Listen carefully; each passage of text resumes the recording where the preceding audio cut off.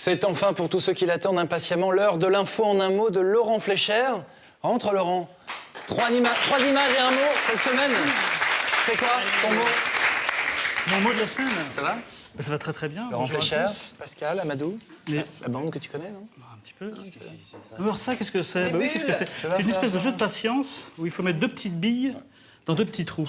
Et alors ça, quand on est en colère, c'est tout à fait impossible. Moi, je suis pas en colère. Bah oui, mais justement, en revanche, le Quand mot t'es de la là, je suis semaine, pas en c'est colère. colère. Trois images pour vous le prouver. La première, c'est celle-ci, c'est Jean-Jacques Bourdin.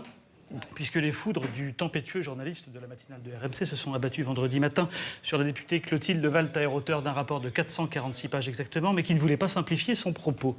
Les auditeurs ont le droit de savoir, dit-il, avec sa grosse voix. Il était colère. Évidemment qu'il était colère, il est toujours colère. Vous êtes pour ou contre? Répondez, Clotilde Valter. Je ne sais pas très bien l'accent de Bourdin, donc ça devient un peu un accent belge, je ne sais pas pourquoi. C'est ainsi. Toujours est-il qu'il a dit ce genre de choses. C'est plus Jean-Jacques Bourdin, c'est Jean-Jacques Gourdin. Arnaud Muller, cette raie au milieu, Oui. elle est à droite ou elle est à gauche? J'en sais rien. Vous ne voulez pas répondre, vous êtes extravagant. Deuxième image, puisqu'il y a des expressions un petit peu comme ça qui viennent du passé. Deuxième image de colère, Manuel Valls a la main gauche qui tremble quand il répond à Marion Maréchal, nous voilà bien, Le Pen.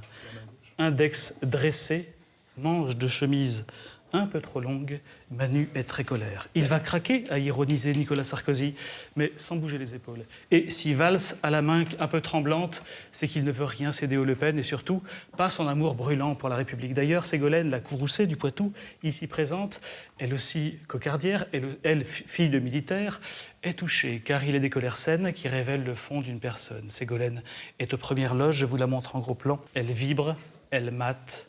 Elle est amoureuse. Ce qui n'échappe pas du tout à sa voisine, Marie-Lise Lebranchu, que l'on voit ici regarder Ségolène, et qui se souvient peut-être qu'étudiante, elle aussi était tombée amoureuse d'un jeune étudiant qui avait la jambe tremblante lors d'un exposé. Dernière photo. T'étais sûr de ça? J'en suis persuadé. Dernière photo, le colérique Zlatan Ibrahimovic qui a déclaré après la défaite dimanche dernier du PSG, cette phrase incroyable, je n'ai jamais vu un arbitre aussi nul dans ce pays de merde. À cette phrase, c'est dingue. Surtout pas. Ce pays ne mérite pas le PSG. Il faut le mettre où? Le Paris Saint-Germain, à Monaco, au Luxembourg, au Qatar, on ne sait plus. Zlatan, finalement, je dirais que c'est l'idiot du village global.